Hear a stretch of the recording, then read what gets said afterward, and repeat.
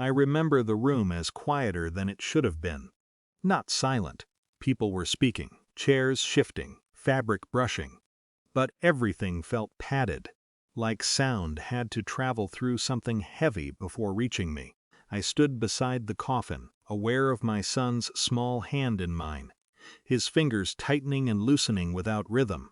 He kept looking up at me, waiting for cues I didn't know how to give. Across the room, my mother-in-law moved with purpose. She greeted people, directed them, accepted condolences like she was managing an event that needed to run properly. When her eyes passed over me, they didn't stop. Not once. That wasn't new. What was new was how clearly I could see it. My son leaned into me. "Can we go home now?" he whispered. "Soon," I said, though I didn't know what that meant anymore. Home had always been tied to my husband in ways I hadn't questioned before. The moment itself came without warning. No build-up, no raised voices, just a shift. My son had stepped slightly forward, closer to the coffin than anyone had allowed him. He wasn't touching it, just looking, trying to understand something no one had explained properly. And then her hand, sharp, immediate. The sound cut through everything else. He stumbled back more from shock than force, his face blank for half a second before it crumpled into confusion. Not even full crying yet. Just that stunned, searching look children have when something doesn't make sense. "Take your garbage and leave this house," she said, not loudly, but clearly enough that nearby conversations stopped. No one stepped in. No one said her name. A few people looked away. I didn't move right away. Not because I was frozen, but because something in me had gone still in a different way. It wasn't the first time she'd made it clear I didn't belong. There had been comments, exclusions, small corrections delivered in front of others. Things I had absorbed, adjusted to, explained away. But this was different. This had an audience. And it had touched my child. I bent down slowly, not rushing. I placed my hand on my son's cheek where the mark was beginning to show, more from the shock than the impact. He leaned into me immediately. "We're okay," I said quietly. Though I was no longer speaking about the moment, I stood up. Still no one intervened. She was watching me now, waiting. Maybe for a reaction, maybe for compliance. Instead, I stepped slightly aside, away from the center of the room. I reached into my bag and took out my phone. My hands weren't shaking. That surprised me. I dialed one number. It rang twice. "I need you to come," I said. No explanation. No emotion in my voice, a pause on the other end. Then, "I'm on my way." I ended the call and slipped the phone back. For a while, nothing changed. People resumed their conversations, though quieter now.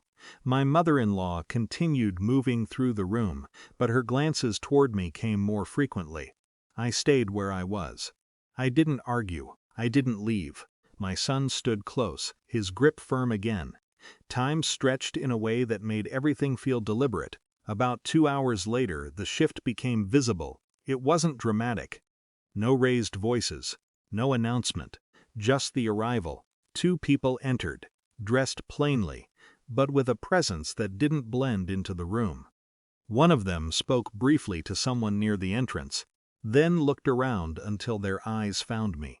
They walked over without hesitation. "Are you Mrs. Khan?" the woman asked. I nodded. She gave a small, professional nod in return. "We'll need a few minutes."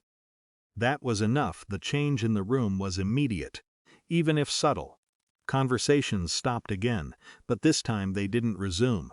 My mother-in-law approached, her expression tightened in a way I hadn't seen before. "What is this?" she asked, her voice controlled but thinner. The woman turned slightly toward her.